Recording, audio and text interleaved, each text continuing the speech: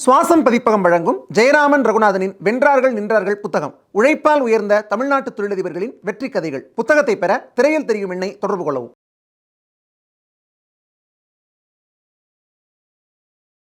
அண்ணாமலை தான் தலைவர்னு முடிவு பண்ணிட்டீங்கன்னா அது சொல்றதுல என்ன தயக்கம்னு ஒரு பாஜக காரன்னு கேட்கறான். திமுகவுடைய 70 மாவட்ட செயலாளர்கள் அத்தனை பேருமே எஸ்பியும் கலெக்டர் கண்ட்ரோல் தான் வச்சிருக்காங்க. மக்களுக்கு என்ன சார் பாதுகாப்பு இருக்கு? ஏன்னா எல்லை மீறி அவங்க செயல்படுறாங்க அப்படிங்க. அதுதான் ஸ்டாலின் சொல்லிட்டாரோம். 26 தேர்தலில் 55 வயசுக்கு மேல 60 வயசு இருக்குன்னு யாருக்கும் மந்திரி பதவி எம்எல்ஏ பதவி கிடையாது. அடுத்த தேர்தலில் திமுக ஜெயிச்சதுன்னா உதயநிதியை முதலமைச்சராக்கிட்டு ஸ்டாலின் கட்சி தலைவராக போயிடுவார்.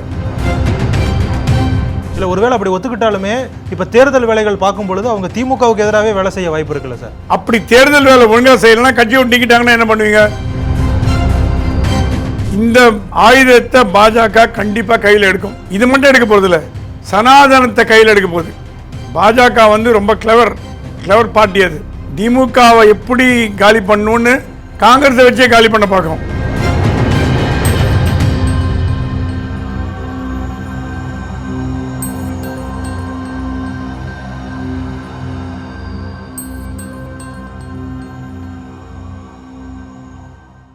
ஓகே சார், இப்போ தமிழக பாஜக தலைவராக இருக்கக்கூடிய அண்ணாமலை அவர்களுடைய பதவிக்காலம் முடிஞ்சிருச்சு. இன்னும் பார்த்தீங்க அப்படின்னா தமிழக பாஜகவினுடைய தலைவர், அடுத்த தலைவர் யார் அப்படின்னு அறிவிக்கலை. ஒருவேளை அண்ணாமலை அவர்களே தொடரணும் அப்படின்னு கூட அவரை ஏன் இன்னுமே அறிவிக்காமல் இருக்காங்க? யாரோ கட்சிக்குள்ள டபுள் கேம் ஆடுறாங்களோ அப்படிங்கிற கேள்விகளை எதிர்கட்சிக்காரங்க எழுப்பிக்கிட்டு இருக்காங்க. இதை பற்றி உங்களுடைய கருத்து என்ன சார்? உங்கள் கேள்வி நியாயமான கேள்வி தாங்க. ஒரு பாஜகரும் இதே கேள்வி தான் கேட்குறோம். ஏங்க அண்ணாமலையா யாருன்னு சொல்லுங்க, சொல்லி தொலைங்க, எங்களுக்கு அடுத்த வேலை பண்ணணும். அண்ணாமலை தான் தலைவர்னு சொல்லுங்கள், இல்லை வேறு யார் தலைவர்னு சொல்லுங்கள். அதுக்கு டெல்லி பதிலே சொல்ல மாட்டேங்குது. ஆனால் எல்லாத்தையும் சொல்லி அனுப்புதான் அண்ணாமலை தான் அவங்க தலைவர், 26 வரைக்கும் அவர் தான் தலைவர். சரி, 26 வரைக்கும் அண்ணாமலை தலைவர் சொல்லிட்டீங்களே, அது அனௌன்ஸ் பண்ணுறதுல என்ன ப்ராப்ளம்? அண்ணாமலை தான் தலைவர்னா அதை செய்தியாக போடுங்களேன். அண்ணாமலைக்கு ஏன் டென்ஷன் கொடுக்குறீங்க? அண்ணாமலை தான் தலைவர்னு முடிவு பண்ணிட்டீங்கன்னா அது சொல்கிறதுல என்ன தயக்கம்னு ஒரு பாஜக காரன்னு கேட்குறான். சார், இதே மாதிரி ஒரு கன்ஃபியூஷன் தானே சார் தேசிய தலைமையிலும் இருக்குது. தேசிய தலைவரும் இன்னும் நியமிக்கப்படலை. ஸோ நாங்கள் மொத்தமாக எல்லாருமே ஒரே நேரத்தில் அறிவிப்போம் அப்படின்னு சொல்லி அவங்க ஒரு முடிவில் இருக்கலாம்ல. அப்படி தான் டெல்லி சொல்லுதான். எல்லாம் அட்வாக்காக தான் இருக்குது. எதுவுமே நாங்கள் முடிவு பண்ணல. தேசிய தலைமை முடிவு பண்ண அப்புறம் தான் அவர் தான் மாநில தலைவரை போடணும். அது வரைக்கும் வெயிட் பண்ணுங்க. ஜேபி நட்டாக்கு அடுத்து ஒரு தலைவரை போடுறதுக்கு என்னங்க டிலே? பிரைம் மினிஸ்டரையே இப்படி பண்ணுறாருன்னு தெரியல. ஒரு தலைவர், கட்சி தலைவரை போடுறதுக்கு 2 நிமிஷம் ஆகுது. நீங்க சொல்ற ஆள் தான் கட்சி தலைவர். மல்லிகார்ஜுன கார்கே எப்படி சோனியா காந்தி போட்டாங்க, ஒரே நாள் முடிவு பண்ணாங்க, மல்லிகார்ஜுன தலைவராக போட்டாங்க. அவர் தலைவராக டம்மி தலைவராக அது வேற விஷயம், தலைவர்னு போட்டாங்க. இங்கே எப்படி பிஜேபியில் கூட நட்டா மாதிரி ஒரு ஆள் தான் போட போறீங்க. ஒரு ஸ்ட்ராங் மேனை போட போகிறது இல்லை. ஸ்ட்ராங் மேனை போட்டால் கட்சி தூக்கிட்டு போடுவான்னு பயம் உங்களுக்கு அடங்கி நடக்கிற ஒருத்தர் தான் போடுவீங்க. அந்த மாதிரி தான் போட போறீங்க. அது சிவராஜ் சிங் சௌஹானோ, ஸ்மிருதி இரானியோ, ரவிசங்கர் பிரசாதோ, இல்லை பன்சிலாலோ யாராவது ஒருத்தர் தான் போட போறீங்க. அதை போடுறத போட்டிங்கன்னா சீக்கிரம் முடிஞ்சு போச்சுன்னா மற்ற தலைவர்களை தேர்ந்தெடுக்கப்படுவார்கள். தமிழ்நாட்டில் பாஜக தலைவர் யாருன்னு தெரியாமல் ஒரு தொடர்ந்து தவிச்சிட்டு இருக்கான். அவனோட மனநிலையை பார்த்தீங்கன்னா கஷ்டமாக இருக்குது. இது டெல்லி தலைமை உணர்ந்த மாதிரி தெரியல. டெல்லி தலைமை உடனடியாக தமிழக பாஜக தலைவர் அண்ணாமலை தான் அப்படின்னு அறிவிக்கிறதுல என்ன பயம் தெரியல. இது வேணால் அதே நேரத்தில் பார்த்தீங்கன்னா 2ஆம் கட்சி தலைவர்லாம் டெல்லியில் போய் காவடி எடுக்கிறாங்க. அண்ணாமலை வேண்டாம், என்ன போடுங்கன்னு. இது கட்சிக்குள்ள உள்கட்சி குழப்பத்தை அதிகமாக்குமே தவிர சீக்கிரமாக அனௌன்ஸ் பண்ணிங்க வச்சுங்க. அண்ணாமலை தலைவர்னு சொல்லிட்டீங்கன்னா அவங்க வேலையை பார்த்துட்டு போயிடுவாங்க. இந்த எதிர்கட்சியில் இந்த உள்ள இருக்கிற இந்த எதிரணியெல்லாம் வாய முடிக்கும். எதிரணியெல்லாம் துளுத்து போச்சு. நான் தான் தலைவர் அதெல்லாம் சொல்லிட்டு இருக்கேன். அது கட்சியில் கட்சியோட வளர்ச்சிக்கு நல்லது இல்லைன்னு பாஜக 2ஆம் கட்ட தலைவர்களே ஃபீல் பண்ணுறாங்க. சரி, இப்போ அண்ணாமலையும் சரி, எடப்பாடி பழனிசாமி அவர்களும் சரி, மற்ற எதிர்கட்சி தலைவர்களும் சரி, தமிழகத்தில் சட்டம் ஒழுங்கு கெட்டு போச்சு, சட்டம் ஒழுங்கு சரியே இல்லை அப்படின்னு சொல்லிட்டு குற்றச்சாட்டு வைக்கிறாங்க. அவங்க சொல்கிறாங்க, அரசியலுக்காக சொல்கிறாங்க அப்படின்னு சொல்லி நம்ம எடுத்துக்கலாம். ஆனால் திமுகவினுடைய மாவட்ட பொறுப்பாளராக இருக்கக்கூடிய தர்மசெல்வன் அவரே ஒரு ஸ்டேட்மெண்ட் கொடுத்துருக்காரு. அதாவது அவர் பேசின ஆடியோ ஒன்று வெளியே இருக்குது. அதாவது மாவட்ட ஆட்சியராக இருந்தாலும் சரி, எஸ்பியாக இருந்தாலும் சரி, என்ன மீறி அவங்க எந்த முடிவு எடுக்க முடியாது அப்படிங்கிற மாதிரி ஒரு ஆடியோ வெளியே இருக்குது.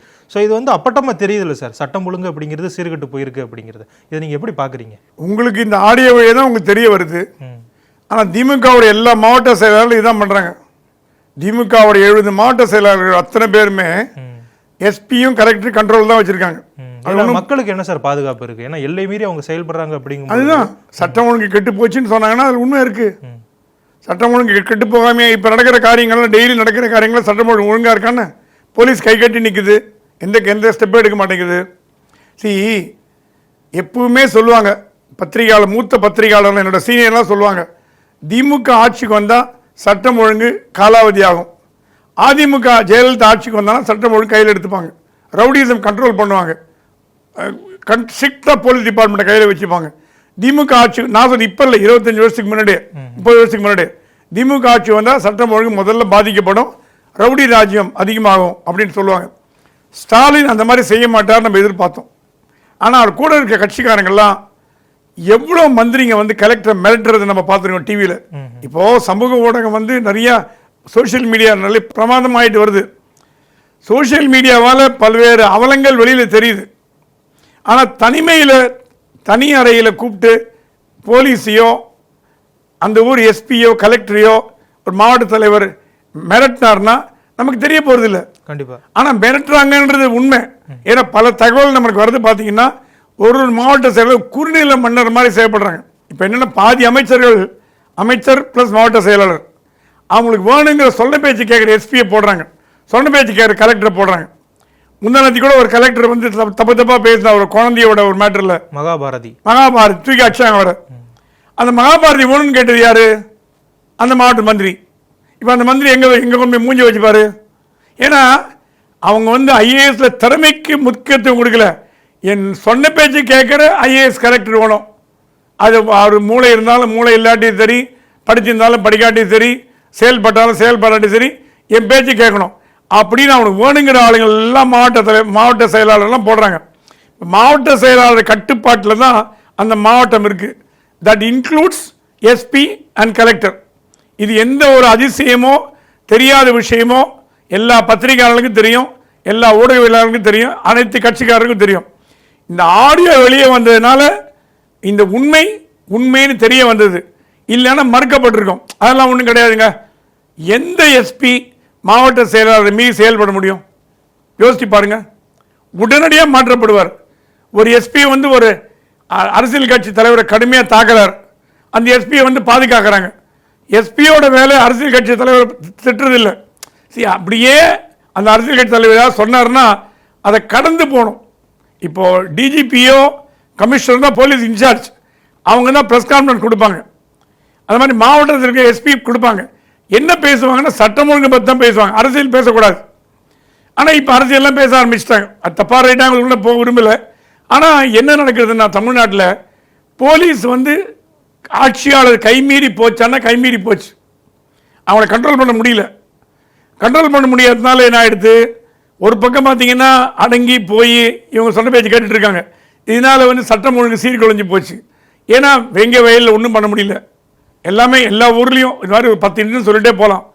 எந்த ஒரு இதுவும் பண்ண முடியாத ஒரு சூழ்நிலையில் அண்ணாமலையோ எடப்பாடியோ சொன்னார்னா அது நியாயம் இருக்குன்னு தான் நான் படுறேன். ஓகே சார், இப்போ திமுகவில் 2026 தேர்தல் வந்து நெருங்கிருச்சு. இப்போ திமுகவில் ஒரு முடிவு எடுத்திருக்கிறதா சொல்லப்படுது. 60 வயதுக்கு மேலே இருக்கிறவங்களுக்கு இந்த தடவை சீட்டு வந்து கொடுக்க மாட்டோம், 60 வயதுக்கு கீழே இருக்கக்கூடிய இளைஞர்களுக்கு, அதாவது இளைஞர்கள்னு சொல்ல முடியாது, நடு வயதில் இருக்கிறவங்களுக்கு தான் அதிகமான சீட்டு கொடுக்க போகிறோம், அப்போ தான் பர்ஃபார்மன்ஸ் நல்லா இருக்கும் அப்படின்னு அவங்க ஒரு முடிவு எடுக்கிறதா சொல்லப்படுது. இப்போ கேஎன் நேருவாக இருக்கட்டும், துரைமுருகனாக இருக்கட்டும், பொன்முடியாக இருக்கட்டும், இவங்கெல்லாம் வந்து பார்த்தீங்கன்னா 70 வயசுக்கிட்ட நெருங்கிட்டாங்க. 70 வயசை தாண்டியுமே நிறைய பேர். 82. ஓகே, இல்லை அப்படிப்பட்டவங்களுக்கு சீட்டு கிடைக்க வாய்ப்பு இருக்கா சார்? ஏன்னா சீனியர்கள் அவங்களுக்கு சீட்டு கிடைக்காம போயிருச்சு அப்படின்னா அவங்க கட்சியில தான் தொடருவாங்களா, இல்ல வேற ஏதாவது முடிவுகள் எடுக்க வாய்ப்பு இருக்கா? கல்தா, எல்லாருக்கும் கல்தா. சாரின்னு சொல்லிட்டாரோம். 26 தேர்தலில் 55 வயசுக்கு மேல 60 வயசு இருக்கிற யாருக்கும் மந்திரி பதவி, எம்எல்ஏ பதவி கிடையாது. உதயநிதியோட அமைச்சரவை இளைஞர்கள் பட்டாளமா இருக்க போகுது.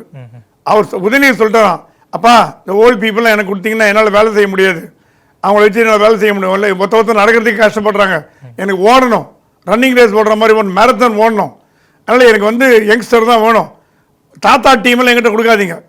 சொன்னால் உங்கள் டீமாவது பரவாயில்ல, நீங்கள் என் தள்ள கட்டுறது தாத்தா ஒரு டீமை கட்டுறீங்க, தாத்தா இருந்தார், தாத்தா மேனேஜ் பண்ணார், நீங்கள் மேனேஜ் பண்ணீங்க, நான் மேனேஜ் பண்ண அவசியம் கிடையாது, தாத்தா ஒரு டீம் எங்கிட்ட கொடுக்காதீங்க, என் டீம் எனக்கு வேணும் அப்படின்னு சொல்லி கம்ப்ளீட்டாக சொல்லிட்டாராம். ஸ்டாலின் இந்த மேட்ரை வந்து எல்லா மந்திரிகிட்ட சொல்லிட்டாராம், இந்த மாதிரி தம்பி வந்து ஃபீல் பண்ணுறாருங்க, அவர் சின்ன யங்ஸ்டரை வேணும், உங்களுக்கு வேணால் நான் கட்சியில் வந்து பொறுப்பு கொடுக்குறேன், மாவட்ட செயலாளரோ இல்லைன்னா வந்து பொருளாளர், செயலாளர், துணை செயலாளர், அமைப்பு செயலாளர், அது மாதிரி கொடுக்குறேன். எம்எல்ஏ மந்திரி பதவி வேண்டாம், நீங்கள் கட்சியை பார்த்துக்கங்க. இப்போ ஒன்று சொல்கிறாங்க, அடுத்த தேர்தலில் திமுக ஜெயிச்சதுன்னா உதயநிதியை வந்து முதலமைச்சராக்கிட்டு ஸ்டாலின் வந்து கட்சி தலைவராக போயிடுவார். ஏன்னா அவருக்கும் ஹெல்த் இடம் கொடுக்கல, ரெண்டையும் பார்க்க முடியல, கஷ்டமாக இருக்குது. அவரும் அலையிறார், ரொம்ப அவர் ஹார்ட் ஒர்க்கிங் மேன் தான், ரொம்ப சிறப்பாக செயல்படுறாரு. அதனால் அவர் சொல்கிறாங்கன்னா ஆட்சியை வந்து உதயகிட்ட கொடுத்துட்டு நான் கட்சியை மட்டும் பார்த்துக்கிறேன் அப்படின்னு. கட்சியை பார்த்துட்டாருன்னா அவர் கூட துரைமுருகனோ நேருவோ பொன்முடியோ இவங்கெல்லாம் தேவை. ஒத்துப்பாங்களா சார் இதுக்கு? ஏன்னா இவ்வளவு நாள் பதவியில் இருந்தவங்க அவங்க இதை ஒத்துக்கிட்டு இருக்கிறதுக்கு வாய்ப்புகள் கம்மின்னு தானே சார்? வேற என்ன ஆல்டர்னேட்டிவ்? இல்லை, ஒருவேளை அப்படி ஒத்துக்கிட்டாலுமே இப்போ தேர்தல் வேலைகள் பார்க்கும் பொழுது அவங்க திமுகவுக்கு எதிராகவே வேலை செய்ய வாய்ப்பு இருக்குல்ல சார்? தேர்தலில் இப்போ ஜெயிச்சு வந்த அப்புறம் தானே நடக்க போகிறது. அப்படி தேர்தல் வேலை ஒழுங்காக செய்யலைன்னா கட்சியை விட்டு நீக்கிட்டாங்கன்னா என்ன பண்ணுவீங்க? இப்போ திமுகவின் குறுநில மன்னர்கள் தான் கட்சியை வழி நடத்துகிறாங்கன்னு நீங்கள் சொன்னீங்கன்னா வாஸ்தவம். ஏன்னா கலைஞர் காலத்திலேருந்து சேலம்னா வீரபாண்டி ஆறுமுகம், தஞ்சாவூர்னா கோசிமணி, அந்த மாதிரி ஒரு குறுநில மன்னர்கள் வச்சுருந்தாங்க. கொஞ்சம் கொஞ்சமாக அதை ஸ்டாலின் எடுக்கணும்னு பார்க்குறாரு. ஸ்டாலின் வந்து உண்மையாகவே இந்த குறுநில மன்னர்களை ஒழிக்கணும்னு பார்க்குறாரு. அதனால தான் இளைஞரெல்லாம் உன்னை உள்ள சேர்த்து விட்டுட்டு இருக்காரு கொஞ்சம் கொஞ்சமாக. ஏன்னா இவங்க 40 ஆண்டு காலம் வேலூர்னா துரைமுருகன், அவரை மீறி யாரும் கிட்ட போக முடியாது. 50 வருஷமாக அவர் தான் இருக்கார். அந்த பிரேக் பண்ணுறதுக்கு என்னடா பண்ணலான்னு பார்த்தாரு. உதயநிதியோட இஷ்யூ வந்தவுடனே உதயநிதியை சாக்கா வச்சு இவங்களை ஓரக்கட்ட பார்க்குறாரு. இவங்களும் பதவி அனுபவிச்சாச்சுங்க. இனிமேல் அவங்களால தனி கட்சி ஆரம்பித்து திமுக எதிராக போகிறதெல்லாம் ஸ்டாலின் எதிராக போகிறது நடக்காத காரியம். ஆகவே அவங்களும் மரியாதையாக ஏதோ பணங்கன்னு சேர்த்தாச்சு, நல்லபடியாக வசதி வந்தாச்சு. எல்லாருமே இடி கேஸ் வேறு இருக்குது, என்ஃபோர்ஸ்மெண்ட் கேஸ் இருக்குது, இன்கம் டேக்ஸ் கேஸ் இருக்குது, எல்லா கேஸும் இருக்குது. அந்த கேஸெல்லாம் பார்த்துட்டு ஒதுங்கிங்கன்னு சொல்லி ஒதுங்கி போக வச்சிருவாங்க. இப்போ சமீபத்தில் பார்த்தீங்க அப்படின்னா திருமாவளவன் அவர்கள் வந்து ஒரு கருத்து சொல்லியிருந்தாரு. எங்கள் கட்சியில் 4 எம்எல்ஏக்கள் இருக்கிறோம், 2 எம்பிக்கள் இருக்கிறோம், ஆனாலுமே எங்களால் எங்கள் கட்சி கொடியை கூட ஏற்ற முடியல அப்படின்னு ஒரு அதிருப்தியை வந்து தெரிவிச்சிருந்தாரு திமுக மேலே. அவங்க கட்சிக்காரங்க வந்து இன்னொரு அதிருப்தியில் இருக்காங்க. அதாவது நம்ம வந்து திமுக கூட்டணியில் தான் இருக்கோம், ஆனால் வேங்கை வயல் விவகாரத்தை பாருங்கள், அது நம்ம சமூக மக்களுக்கு எதிரான மாதிரி தான் இருக்குது, நம்ம சமூக மக்கள் மேலேயே குற்றத்தை சாட்டிட்டாங்க அப்படின்னு அந்த கட்சியில் இருக்கக்கூடிய தலைவர்களாக இருக்கட்டும் தொண்டர்களாக இருக்கட்டும் திருமாவளவன் மேலேயே கோவத்தில் இருக்கிறதா சொல்லப்படுது. இன்னும் ஏன் நீங்கள் இந்த கூட்டணியில் தொடர்றீங்க அப்படின்னும் சொல்லப்படுது. இப்போ 2026 தேர்தலில் விசிகா திமுக கூட்டணியில் தான் அங்கம் வகிக்குமா, இல்லை வேறு எதுவும் மாற்றங்கள் ஏற்பட வாய்ப்பு இருக்கா சார்? தமிழ்நாட்டில் பார்த்தீங்கன்னா இப்போ எல்லா கட்சியிலையும் திமுக, அதிமுக, காங்கிரஸ், பாஜக, விசிகா 2ஆம் கட்ட தலைவர்லாம் அப்செட்டாக இருக்காங்க. எல்லா கட்சியிலுமே 2ஆம் கட்ட தலைவர்லாம் அப்செட்டாக இருக்காங்க. விசிகா பொறுத்த வரைக்கும் அவங்க சொல்லிட்டாங்களா, தலைவரே இந்த தேர்தல் நமக்கு ஓட்டு வரப்போகிறது இல்லை, எல்லாம் மண்ணை கப்ப போகிறோம், வெங்காய வயல் நம்ம அகேன்ஸ்டாக செயல்படுது, தப்பு பண்ணாதவங்க மேலேயே நீங்கள் வந்து கேஸ் போட்டு அவங்கள வந்து யார் பாதிக்கப்பட்டாங்களோ அவங்க மேலே கேஸ் போட்டாங்க, நமக்கு வந்து ஓட்டு வராதுன்னு சொல்லிட்டாங்களாம். அவர் சொன்னால் நான் எப்படி வெளியில் முடிச்சுட்டு வருது அப்படின்னு அவர் தயங்குறாரு. ஸோ விடுதலை சிறுத்தைகள் 2ஆம் கட்ட தலைவர்கள் க்ளீனாக சொல்லிட்டாங்க, சார் நம்ம வந்து வேலைக்கு ஆகாது, ஜெயிக்க முடியாது அண்ணே, நம்ம வந்து கஷ்டப்பட போகிறோம், கண்டிப்பாக மக்கள் எதிர்த்துருவாங்க, சமூக ஓட்டெல்லாம் நமக்கு வராது, திமுக ஓட்டு வருமே தவிர சமூக ஓட்டு வராது. சமூக ஓட்டு வரலைன்னா அது திமுகவையும் பாதிக்கும், விசிகாவையும் பாதிக்கும், ரெண்டையும் பாதிக்கும். ஏன்னா விசிகா வந்து பல இடங்களில் திமுகவோட வெற்றி வாய்ப்புக்கு வந்து பயன்படுது, ஹெல்ப் பண்ணுறது கட்சி. அதனால் ஸ்டாலின் ஃபீல் பண்ணுறதுனா என்ன பண்ணுறதுனால தான் உடல் மனசு இல்லாமல் இருக்கார். இப்போ வந்து விஜய் வந்திருக்கிறதுனால திரும்ப ஒரு முடிவு எடுத்தாங்க, ஒரு 3 மாதத்துக்குள்ளே திமுகவோட தொடரணுமா இல்லை விஜயோட போய் சேரணுமா. ஏன்னா விஜய்க்கும் திருமாவுக்கும் ஒரு பிரிட்ஜாக இருக்கிறது ஆதவ அர்ஜுன், அவர் கூட இருந்தவர் தான் அங்கே இருக்கார். இப்போ ஒன்றும் பெரிய விஷயம் இல்லைனே, வாங்கன்னா நேராக போய் பேசிடுவார். ஸோ திமுக கூட்டணி இப்படியே இருக்கும்னு ஸ்டாலின் சொல்கிறார், இருக்கலாம், நம்ம அதை பற்றி தெரியாது. ஆனால் திமுக கூட்டணியிலேருந்து விலகி போகிறதுக்கு வாய்ப்பும் அதிகமாக இருக்குது. ஏன்னா விசிகாவுடைய 2ஆம் கட்ட தலைவர்கள்லாம் கடுமையான அதிருப்தியில் இருக்காங்க, கடுமையான அதிருப்தி சார். இப்போ திமுக மேலே கோவத்திலே இருக்காங்க. 2-3 தலைவர் என்கிட்ட பேசினாங்க, கடுமையான கோவத்தில் இருக்காங்க திமுக மேலே. ரவிக்குமார்லாம் கூட ரொம்ப கோவத்தில் இருக்காரு. அதனால் இவங்க தொடருவாங்களா, தொடர்ந்தா திமுக அவங்களை ஜெயிக்க வைக்குமா, இல்லை இவங்க இவங்க ஓட்டு திமுக டிரான்ஸ்ஃபர் ஆகுமா அப்படின்னு பார்க்கணும். ஓகே, திமுகலேருந்து தாவேக்காக்கு போகலான்னு நீங்கள் சொல்கிறீங்க, ஏன் அதிமுக அவங்க ஒரு சான்ஸாக ஒரு ஆப்ஷனை எடுக்க மாட்டாங்களா சார்? அவங்க அதிமுக மேலே ஒரு டவுட் எப்போ இருந்துகிட்டே இருக்கும், எப்போ வேணால் பிஜேபிக்கு போயிடுவாங்கன்னு. இப்போ தாவேக்கா பிஜேபிக்கு போகுன்ற நம்பிக்கை இல்லை அவங்களுக்கு. தைரியமாக போய் சேரலாம், புது கட்சி ஒரு 15% ஓட் ஷேர் இருக்குது, அதில் வந்துடும். அதிமுக அப்படி இல்லை. அதிமுக எப்போனா பாஜக சேர்ந்துடும் அப்படின்ற பயம் இருக்கும். அந்த பயத்திலேயே அவங்க வந்து அதிமுகவை தொடாமல் வச்சுருப்பாங்க. ஸோ என்னை பொறுத்த வரைக்கும் இந்த கூட்டணியை விட்டு விசிக வெளியில் வந்ததுன்னா அது போய் சேர வேண்டிய இடம் விஜய் கட்சின்னு நினைக்கிறேன். ஓகே, இப்போ எப்படி விசிகாவை நம்ம சொன்னோமோ அதே மாதிரி ஒரு நிலைமையில தான் காங்கிரஸும் இருக்குது. இப்போ காங்கிரஸ் வந்து தமிழ்நாட்டில் மும்மொழி கொள்கைக்கு எதிராக இருக்குது. இது வந்து பார்த்தீங்க அப்படின்னா வட மாநிலத்தில் காங்கிரஸ் கட்சிக்கு ஒரு டிராபேக்காக இருக்கா சொல்லப்படுது. குறிப்பாக பார்த்தீங்கன்னா பீகாரில் இன்னும் ஒரு சில மாதங்களில் தேர்தல் வர இருக்குது. அங்கே பாஜக தமிழ்நாட்டில் பாருங்க காங்கிரஸ் வந்து இந்திக்கு எதிராக இருக்காங்க அப்படிங்கிற மாதிரி காங்கிரஸுக்கு எதிராக பிரச்சாரம் பண்ண போகிறதா ஒரு தகவல்லாம் வெளியாகிருக்கு. இது காங்கிரஸுக்கு மிகப்பெரிய சுமையாக தானே சார் பார்க்கப்படுது திமுக கூட்டணியில் இருக்கிறது. அங்கேயும் மாற்றங்கள் ஏற்பட எதுவும் வாய்ப்புகள் இருக்கா? நிச்சயமாமா. இந்த ஆயுதத்தை பாஜக கண்டிப்பாக கையில் எடுக்கும். இது மட்டும் எடுக்க போகிறதில்ல, சனாதனத்தை கையில் எடுக்க போகுது. பாஜக வந்து ரொம்ப கிளவர் பார்ட்டி. அது திமுகவை எப்படி காலி பண்ணணும்னு காங்கிரஸை வச்சே காலி பண்ண பார்க்கும். காங்கிரஸ் டெல்லி தேர்தலில் வந்து எப்படி கேம்பெயின் பண்ண மாதிரி பீகார் தேர்தலில் மக்களே காங்கிரஸ் யார் தெரியுமா? திமுகவோட கூட்டணி. திமுக யார் தெரியுமா? இந்தி ஒழிகன்றாங்க. நீங்கள் இந்தி ஒழிகன்ற கட்சிக்கு ஓட்டு போடுவீங்களா? முதல்ல காலி பண்ணுவாங்க. சனாதனத்தை, ஏன்னா பீகார் மக்கள்லாம் கடவுள் பக்தி உள்ளவங்க. இந்த கடவுள் வெறுப்பு கடவுள் எதிர்ப்பு எல்லாம் தமிழ்நாட்டில் மட்டும்தான். தமிழ்நாட்டிலையும் கடவுள் பக்தி இருக்கிறவங்க திமுக தானே ஓட்டு போடுறாங்க. பட் கடவுள் எதிர்ப்பு கடவுள் மறுப்புங்கிறதெல்லாம் தமிழ்நாட்டை தாண்டி எங்கேயும் பெருசாக இந்தியாவில் கிடையாது. தமிழ்நாடு மட்டும்தான் இந்த திராவிட கொள்கைகள், திராவிடிய நாடு, அப்புறம் வந்து கடவுள் மறுப்பு, பெரியாரிசம், இதெல்லாம் இங்கே மட்டும்தான் போனியாகும், வெளியூரில் போனியாகுது. அதை கையில் எடுத்து பீகாரில் கடவுளே இல்லைன்னு சொல்கிற கட்சி, சனாதனத்தை திட்டுற ஒரு கட்சியை போய் நீங்கள் ஓட்டு போடுறீங்கன்னா, காங்கிரஸ் ஆல்ரெடி பீகார் ரொம்ப க்ஷீணமாக இருக்குது, இருக்கிற இடமே தெரில. டெல்லி சொல்லுதான் காங்கிரஸ் திமுக கூட்டணி முடிச்சுக்கிறது என்ன தப்புன்னு கேட்குறாங்களாம். டெல்லி தலைவர்கள்லாம் கேட்குறாங்களாம், தமிழ்நாட்டில் ஒரு 10 சீட்டுக்கோசரம் தமிழ்நாட்டை தவிர மற்ற மாநிலங்கள்லாம் காங்கிரஸ் தோக்கணுமா திமுகவால்? என்ன நினச்சிட்டு இருக்கீங்க? அந்த ஒரு 10 சீட்டுக்கோசரம் 100 சீட்டு எடுக்கணுமா? பீகாரில் ஆட்சி போகுது, எல்லா ஊர்லையும் ஆட்சி போகுது. அதனால் மறுபரிசீலனை பண்ணுங்கன்னு செல்வ பெருந்தைக்கு ப்ரெஷர் வருது. 2ஆம் கட்டத்தில் ஜெயராம் ரமேஷ் அவங்கெல்லாம் மல்லிகார்ஜுன கார்கே இருந்தார், அவர் பாட்டுக்கு இருக்கார், பிரசிடென்ட் இருக்கார், ஒன்றும் பெரிய விஷயம் பண்ணல. அவர் ஒன்றும் ஆக்டிவ் பிரசிடென்ட் இல்லை.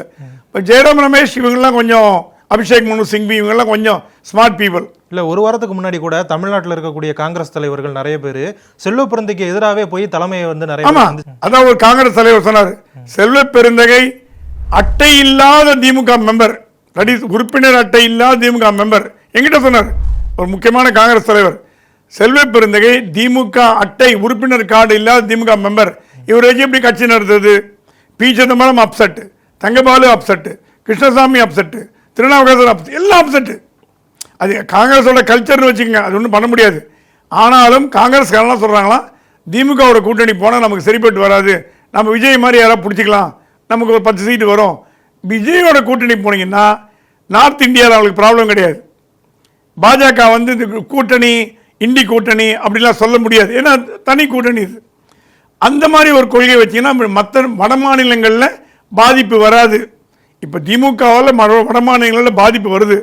அந்த பாதிப்பு வராமல் தடுக்கணும்னா இந்தி கூட்டணியை விட்டுட்டு விஜய் மாதிரி கூட்டணி இல்லை அதிமுக கூட்டணி ஏதாவது ஒன்று. இப்போ அதிமுக காங்கிரஸோட போச்சுன்னா எம்ஜிஆர் இந்திரா காந்தி கூட்டணி, அதிமுக காங்கிரஸ் ஆதி காலத்துலேருந்து இருக்கு, தப்பே கிடையாது. ஏன்னா அதிமுகவுக்கு ஒரு தேசிய கட்சி தேவைப்படுது. அதிமுக பாஜகவோட போலேன்னா இந்த தேர்தலில் காங்கிரஸோட போகும்னு நான் நினைக்கிறேன். ஓகே சார், எங்களோட இணைந்து உங்களுடைய கருத்துக்களை பகிர்ந்ததுக்கு ரொம்ப நன்றி சார். நன்றி, வணக்கம்.